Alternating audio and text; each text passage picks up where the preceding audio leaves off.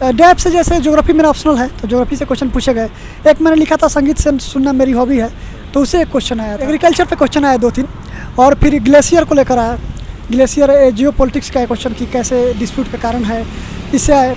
इसके अलावा climate change पे क्वेश्चन आए तो ये सब ज्योग्राफी से। लास्ट 3 सेमेस्टर कॉलेज ऑफ था कोविड के कारण, तो कहीं ना कहीं उसमें कोचिंग करने का टाइम अच्छा मिल गया और सिलेबस का जो पढ़ने का टाइम अच्छा मिला यूपीएससी के लिए, तो उससे हर साल क्वेश्चन आते हैं। तो आपको देखना है कि कहाँ से क्वेश्चन आ रहे हैं, जिस पार्ट से क्वेश्चन आ रहा है उसको पढ़ें।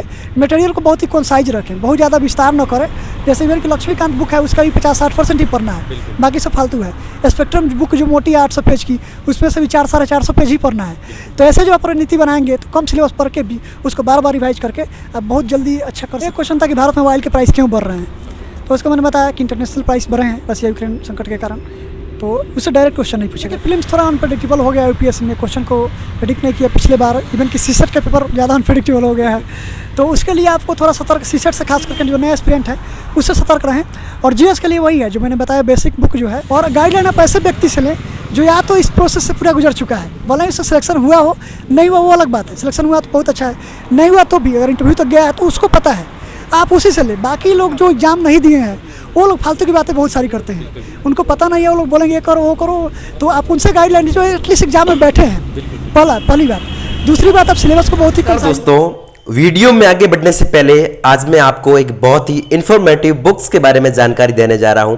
आप सभी एस्पिरेंट्स इस बुक को अच्छी तरीके से पहचान चुके हैं। ये बुक्स आर्ट एंड कल्चर की है। मैंने मैग्रा हिल पब्लिकेशन से इसको परचेज किया है। दोस्तों, मैग्रा हिल पब्लिकेशन के बारे में आप सभी एस्पिरेंट्स जानते हैं, क्योंकि मैग्रा हिल पब्लिकेशन से ही एम लक्ष्मीकांत है या फिर रमेश सिंह की बुक्स है या फिर माजिद हुसैन की बुक्स है, जो यूजफुल एस्पिरेंट्स के लिए इसी पब्लिकेशन ने निकाली है।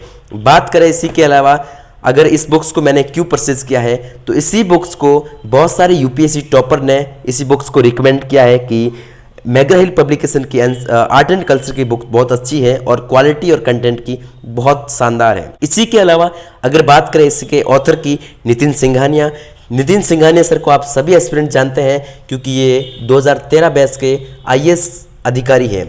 इसी के अलावा अगर इस बुक्स के बारे में बात करें कि इस बुक्स की अच्छी बात क्या है, दोस्तों मुझे इस बुक्स की अच्छी बात यह लगी है कि इंडेक्स में जो इसमें समझाया गया है बहुत ही नॉर्मल सा और बहुत ही सामान्य लैंग्वेज में समझाया गया है, जैसा कि आप अभी देख रहे हैं, और बहुत ही अच्छे से एक्सप्लेन कर रखा है, जिससे हर एस्पिरेंट्स जो शुरुआत में बिना कोचिंग से तैयारी कर रहे हैं वो भी इस बुक्स को पढ़ के अपनी तैयारी को बहुत ही शानदार बना सकते हैं। इसी के अलावा अगर आपकी सेकंड थिंग की बात करें दोस्तों, इसका ये देखो बहुत ही कलरफुल है और शार्ट बेस है। यहाँ पे आप शार्ट से देख सकते हैं, जैसा कि शार्ट से समझाया गया है, ये चीज़ें अच्छे से एक्सप्लेन कर रखी है। जो भी एस्पिरेंट्स जो बिना कोचिंग से तैयारी कर रहे हैं तो इस बुक्स को पढ़ के अपनी यूपीएससी की प्रिपरेशन को बहुत ही शानदार बना सकते हैं। इसी के अलावा इस बुक्स में सबसे बैक साइड में आपको ये एक चार्ट मिलेगा। चार्ट में आपको विश्व के धरोहर स्थलों को अच्छे से एक्सप्लेन कर रखा है, जैसे कि आप देख रहे हैं ताजमहल है या फिर आगरा का किला है या फिर जैसे कि सभी जो विश्व के धरोहर स्थल है उनको अच्छे से एक्सप्लेन कर रखा है, जिससे आप शॉर्ट्स नोट्स बना के अपनी यूपीएससी की तैयारी को बहुत ही शानदार और बेहतरीन। अगर आप भी इस बुक्स को खरीदना चाहते हैं तो आपको मैं इसका लिंक आपको डिस्क्रिप्शन में दे दूंगा, वहां से खरीद कर आप अपनी यूपीएससी की तैयारी को बहुत ही शानदार बना सकते हैं। सबसे पहले आपका नाम और एजुकेशनल बैकग्राउंड के बारे में बताइए। मेरा नाम संदेश कुमार है और मैं किरोड़ीमल कॉलेज से ज्योग्राफी में ऑनर्स किया हूँ पिछले साल। ओके सर, ये कौन सा अटेम्प्ट आपका? वाला है। ओके सर, बात करें ओवरऑल आज के इंटरव्यू की, तो आखिर आपका कैसा गया इंटरव्यू? इंटरव्यू अच्छा गया है। ओके, तो सर शुरुआती क्वेश्चन किस टाइप से पूछे गए आपसे? चेयरपर्सन ने इलेक्ट्रिक व्हीकल का डिस्कशन शुरू हुआ और 4-5 मिनट इलेक्ट्रिक व्हीकल पे ही चला, तो मैंने उसका जवाब सही दिया। सर आपका कौन सा मीडियम है?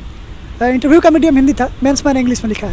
सर जैसा कि बताया कि आपने किरोड़ीमल केएमसी कॉलेज से पास आउट हो, आखिर सर डीयू की रोल इसमें यूपीएससी की प्रिपरेशन में कितना किया आपका? ड्यू का रोल है, जैसे ड्यू के कैंपस में एक्सपोजर जो मिलता है वो कहीं बातचीत करने की, इंटरेक्ट करने की लोगों से, वो एक्सपोजर बहुत अच्छा है। और हम सही से पढ़ें तो जो कॉलेज का सिलेबस है यूपीएससी से मैच करता ही है 50-60%, तो ये दो रोल तो बहुत अच्छे हैं। ओके सर, ओवरऑल जब आप इंटर किए यूपीएससी भवन में तो सर कैसा लग रहा था? इंटरव्यू देने के बाद में बाहर आए तब कैसा लग रहा था सर? ऐसे मैंने मॉक इंटरव्यू दिया था तो थोड़ा सा डर कम था, उतना डर तो नहीं लगा, बस बोर्ड में जाने से पहले थोड़ा सा डर लगा था। लेकिन अंदर जाने के बाद चेयरपर्सन जो थे आर एन चौबे सर बहुत ही मतलब बोले कि हम फ्रेंडली लोग हैं, अच्छे से बात, डरना नहीं है, तो तब तक डर खत्म हो गया और फिर अच्छे से बातचीत हुआ आधे घंटे तक। ओके ओके सर, ओवरऑल कितने मिनट का सर आपका इंटरव्यू? 30 मिनट के आसपास। ओके, तो उसमें सर आपके डेप से रिलेटेड क्या क्या क्वेश्चन पूछे गए? डेप्थ से जैसे ज्योग्राफी मेरा ऑप्शनल है तो ज्योग्राफी से क्वेश्चन पूछे गए। एक मैंने लिखा था संगीत से सुनना मेरी हॉबी है, तो उससे एक क्वेश्चन आया था। और सर बिहार और सारण से क्वेश्चन नहीं आया जो थोड़ा। ज्योग्राफी से क्या क्या पूछे गए सर आपसे? एग्रीकल्चर पे क्वेश्चन आया 2-3, और फिर ग्लेशियर को लेकर आया, ग्लेशियर जियो पॉलिटिक्स का क्वेश्चन कि कैसे डिस्प्यूट का कारण है, इससे आए। इसके अलावा क्लाइमेट चेंज पे क्वेश्चन आए, तो ये सब ज्योग्राफी से आए। ओवरऑल सर एक्सपीरियंस कैसा रहा? मतलब ओवरऑल अगर बात करें 30 मिनट का इंटरव्यू सेशन चला, तो आपने पहले मॉक इंटरव्यूज़ भी दिए थे और रियल इंटरव्यू में कितना फ़र्क लगा? बहुत ज़्यादा फर्क नहीं लगा। मॉक इंटरव्यू में हम लोग फ्रेंडली बात करते थे और यूपीएससी के मेंबर उससे ज़्यादा फ्रेंडली थे, बहुत अच्छे से बात किए और इंटरव्यू अच्छा गया। इवन कि कुछ क्वेश्चन जैसे वो लोग बोल दिए थे पहले ही, आपको नहीं समझ में आ रहा था बोल सकते हैं, तो कहीं क्वेश्चन क्लियर नहीं हो पा रहा था तो वो क्लियर कर देते थे, तो बहुत ही अच्छा रहा एक्सपीरियंस। सर जैसा कि बताया आपकी पिछली साल ही ग्रेजुएशन हुई, देन उसके बाद में फर्स्ट अटेम्प्ट में आप यूपीएससी पे इंटरव्यू दे रहे हो, तो आखिर सर आपने ऐसी क्या स्ट्रेटजी, इफेक्टिव स्ट्रेटजी बनाई जिसकी वजह से आज आप यूपीएससी भवन के आगे खड़े हो? मैंने सेकंड ईयर से ही अपना प्रिपरेशन स्टार्ट किया था और नवोदय विद्यालय से मैं पढ़ा हूँ, तो बेस भी मेरा अच्छा रहा है, तो उसका भी फ़ायदा मिला। सेकंड ईयर से पढ़ा, कोचिंग भी मैंने लिया ज्योग्राफी का बाजीराम से, और जीएस के लिए विजन का मटेरियल फॉलो किया। तो इन सब चीज़ों से एक अपनी जो रणनीति और प्लानिंग थी बहुत कम समय के लिए, वो कहीं ना कहीं सफल रहा। बहुत कम सिलेबस पढ़ के उसको बार बार रिवाइज करके यहाँ तक सर कॉलेज का टाइमिंग और कोचिंग का टाइमिंग को एकदम बराबर बैलेंस बनाकर किस प्रकार किया आपने? Actually last 3 semester college of था कोविड के कारण, तो कहीं ना कहीं उसमें कोचिंग करने का टाइम अच्छा मिल गया और सिलेबस का जो पढ़ने का टाइम अच्छा मिला यूपीएससी के लिए, तो उससे हो पाया।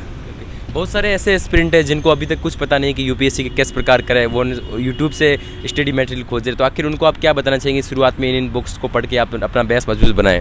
देखिए शुरुआत में तो सभी लोग कहते हैं एनसीईआरटी पढ़ें, तो मैं भी वही कहूँगा, उसमें सेलेक्टेड होकर पढ़ सकते हैं। सीनियर क्लास 11-12 का ज़्यादा इंपॉर्टेंट है, जूनियर क्लास का आप कुछ छोड़ भी सकते हैं। इसके अलावा स्टैंडर्ड जो बुक है लक्ष्मीकांत, स्पेक्ट्रम, इन सब बुक को आपको 4-5 बार पढ़ना चाहिए, ताकि ये सब बेसिक बुक हैं और यहाँ से हर साल क्वेश्चन आते हैं, तो आपको देखना है कि कहाँ से क्वेश्चन आ रहे हैं, जिस पार्ट से क्वेश्चन आ रहे हैं उसको पढ़ें।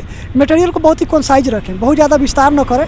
जैसे इवन कि लक्ष्मीकांत बुक है उसका भी 50-60% ही पढ़ना है, बाकी सब फालतू है। स्पेक्ट्रम बुक जो मोटी है 800 पेज की, उसमें से भी 400-450 पेज ही पढ़ना है। तो ऐसे जो आप रणनीति बनाएंगे तो कम सिलेबस पढ़ के भी उसको बार बार रिवाइज करके आप बहुत जल्दी अच्छा कर सकते हैं। ओके सर, रशिया और यूक्रेन के तनाव के बीच में जो उससे रिलेटेड आपसे क्वेश्चन पूछे गए?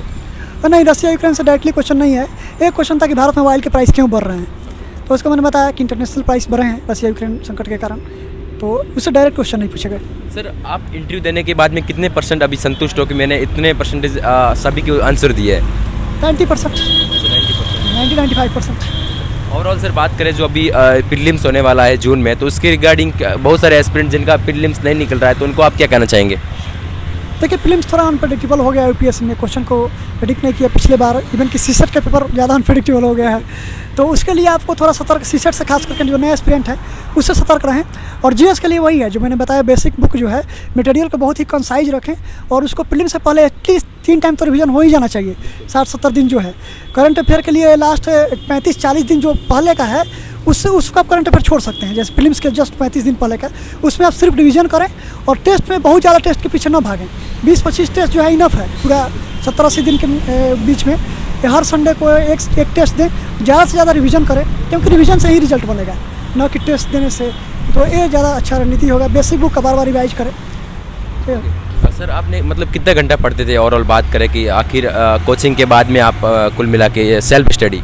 देखिए मैंने कभी भी कोचिंग चाहे पहले भी 7 to 8 आवर मैंने रेगुलर पढ़ाई किया है, उससे ज़्यादा कभी नहीं पढ़ा, लेकिन उतना जरूर पढ़ा हूँ रोज 7 to 8 आवर रेगुलर। लेकिन सर टॉपर्स हमेशा बोलते हैं कि 17-18 घंटे पढ़ाई करनी चाहिए, कभी आपने 17-18 घंटे पढ़ाई की या फिर? 18 घंटे तो पॉसिबल भी नहीं है, क्योंकि आपका सोने के अलावा भी और कई काम है। तो 18 घंटे पॉसिबल हो सकता है, कुछ लोग एक्सेप्शन हो सकते हैं, लेकिन मैंने कभी 8-9 घंटे से ज़्यादा कोई पढ़ाई नहीं की, लेकिन उसको रेगुलर रखा और मुझे लगता है कि रेगुलर उतना किया जाए तो काफ़ी है इंडिया किसी भी एग्जाम के लिए, इंक्लूडिंग यूपीएससी।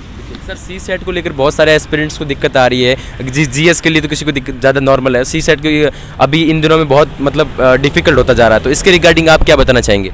सीसेट के लिए मैथ रीजनिंग पर ध्यान दें, क्योंकि मेरा भी सीसेट में थोड़ा लगा था कि शायद रिजल्ट नहीं हो पाएगा उसके कारण पिछली बार।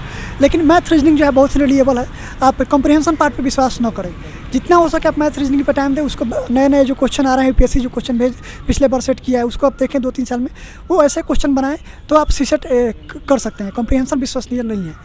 और सर आंसर राइटिंग इंप्रूव कैसे करें, क्योंकि आंसर राइटिंग मुख्य लिखना बहुत होता है तो मेंस के दरमियान। देखिए आंसर राइटिंग पहला तो मैं यही कहूँगा कि आपको सिलेबस पे बहुत ही अच्छा कमांड होना चाहिए। आंसर राइटिंग के पहले ज़रूरी है कि आप जो यूपीएससी का सिलेबस है मेंस का उसको आप अच्छे से कमांड कर लें, एटलीस्ट 2-3 टाइम्स रिविजन कर लें जो आपका नोट्स है। उसके बाद आप आंसर राइटिंग पे शिफ्ट हो और 15-20 दिन लिखने के बाद आप बहुत अच्छा आंसर लिख सकते हैं, क्योंकि बस वही कंक्लूजन है और इंट्रोडक्शन और कंक्लूजन स्पेशल होता है, बाकी स्ट्रक्चर भी सेम ही होता है जो हम लोग पहले लिखते हैं। तो आप 15-20 दिन लिखने के बाद आप अच्छे आंसर लिख लेंगे, लेकिन उसके लिए प्री रिक्विजाइट वही है कि आपका कॉन्सेप्ट पे बहुत अच्छा कमांड हो, रिवीजन बहुत अच्छी होनी चाहिए। उसके बाद प्रैक्टिस कोई बड़ी बात नहीं है, प्रैक्टिस आप 20-25 सेट करेंगे तो बहुत अच्छा कर लेंगे। तो सर आंसर राइटिंग कब से स्टार्ट कर देनी चाहिए आप लोगों को? देखिए आंसर राइटिंग 2 पार्ट में कर सकते हैं। एक तो प्रीलिम से पहले कुछ आप कर लें, एटलीस्ट एक राउंड प्रीलिम से पहले कर लें, और जब आपका प्रीलिम्स रिजल्ट हो जाता है तो आप उसके बाद रोज़ 3 घंटा लिखें। तो 2 पार्ट में आप करेंगे तो आंसर राइटिंग अच्छा हो जाएगा। बहुत सारे एस्पिरेंट्स जो अभी आने वाले दिनों में इंटरव्यू देने आएंगे, उन एस्पिरेंट्स को आप क्या बताना चाहेंगे, किस किस पोर्शन को मजबूत बना के आए? देखिए मेरा जो अब आज का एक्सपीरियंस है मैं वही बताऊंगा। मेरा फर्स्ट टाइम था तो, और मेरा मैं इंजीनियर नहीं हूँ तो जॉब एक्सपीरियंस कुछ था नहीं, तो उधर से कोई क्वेश्चन आया नहीं। तो मेरा कोई इंटरव्यू जो है एक्सपेक्टेड लाइन पे रहा, ज्योग्राफी से एक्सपेक्टेड था, क्लाइमेट चेंज, एग्रीकल्चर, वो सब क्वेश्चन आए। इलेक्ट्रिक व्हीकल बहुत ही चर्चा में है, उससे क्वेश्चन आए, और इलेक्ट्रॉल रिफॉर्म आए, तो बहुत ही एक्सपेक्टेड क्वेश्चन आया मेरे से। और जो मैंने हॉबी लिखा था संगीत, उससे आए क्वेश्चन। तो डेफ तो कंप्लीट करके हैं, अपना ऑप्शनल सब्जेक्ट कंप्लीट करके हैं। और इंजीनियर जो जॉब प्रोफेशन में उनके लिए थोड़ा सा एक्स्ट्रा करना होगा। सर आपका ऑप्शनल सब्जेक्ट कौन सा है? ज्योग्राफी। उससे रिलेटेड आपको किस प्रकार के क्वेश्चन पूछे गए?